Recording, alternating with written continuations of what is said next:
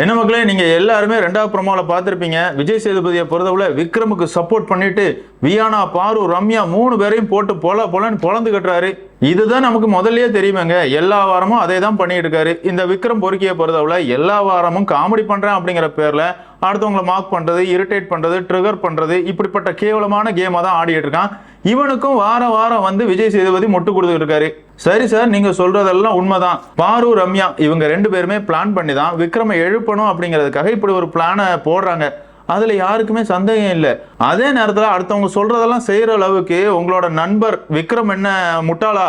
வாளிக்குள்ள ஒரு பொண்ணோட ட்ரெஸ் தான் இருக்குது அப்படிங்கிறது கூட தெரியாம, இல்லைன்னா பார்க்காம எடுத்துட்டு வந்தார் விக்ரம் அப்படின்னு சொன்னீங்கன்னா அதை யாருமே நம்ப மாட்டாங்க.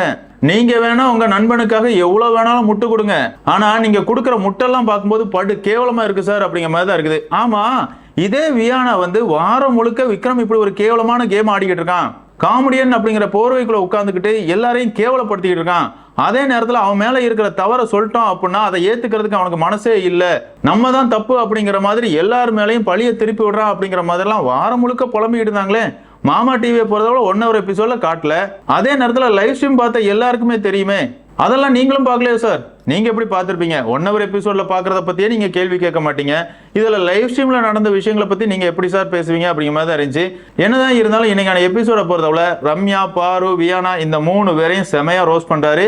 அது மட்டும் இல்ல, பாரு, கமருதீன் இந்த 2 பேருக்கும் செம ரோஸ்ட் இருக்கு அப்படின்னே சொல்லலாம். அதாவது இவங்க 2 பேருமே இந்த வாரத்தை பொறுத்தவரை மைக்கை மறைச்சு வச்சு பல இடங்கள்ல பேசினாங்க. பிக் பாஸ் பொறுத்தவரை பல தடவை வார்னிங் கொடுத்துறாரு.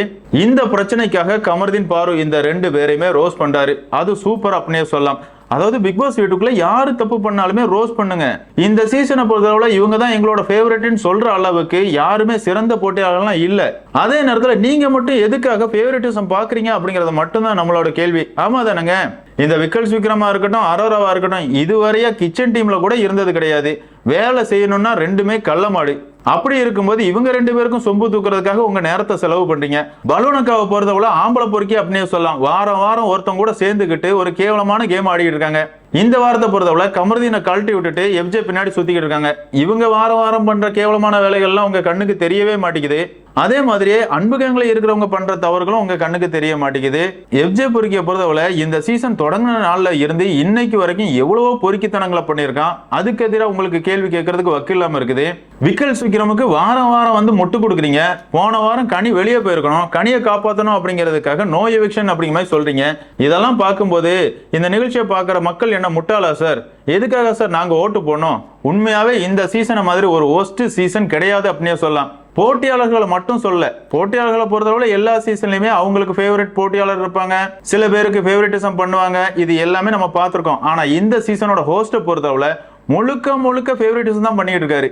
அவருக்கு பிடிச்ச போட்டியாளர்கள் என்னதான் தவறு பண்ணாலும் வீக்கெண்ட்ல கேள்வி கூட கேட்கறது இல்ல, கடந்து போறாரு. அதே நேரத்தில் அவரை பொறுத்தவரை எனக்கு இந்த சீசன்ல கிடைச்ச அடிமைகள் அப்படிங்கிற மாதிரி பாரு, கமருதீன், வினோத், இதுக்கு முன்னாடி திவாகர் இவங்களை மட்டும் தான் டார்கெட் பண்ணி ரோஸ்ட் பண்ணிட்டு இருக்காரு.